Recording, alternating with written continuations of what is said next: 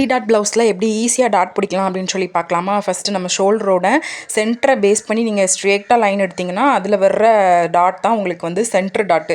ஷோல்டரோட centre தான் நம்மளுக்கு வந்து சென்டர் டாட்டு. ஸோ அதில் வந்து நீங்கள் ஒரு 1 இன்ச் கேப்பில் ஹைட் வந்து ஒரு 2.5 இன்ச் வந்து வச்சு நீங்கள் வந்து டாட் வந்து சென்டர் டாட் வந்து பிடிச்சிக்கலாம்.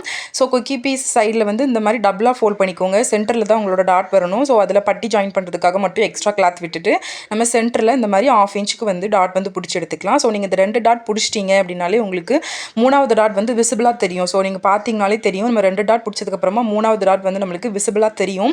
ஸோ அதை அப்படியே பிடிச்சி நம்ம வந்து ஒரு 1/2 இன்ச்சுக்கு வந்து நம்ம வந்து டாட் வந்து பிடிச்சி எடுத்துக்கலாம். ஸோ இந்த மெத்தடில் நீங்கள் வந்து டாட் பிடிச்சிங்க அப்படின்னா உங்களுக்கு பெர்ஃபெக்டான டாட்டும் வந்து வரும்.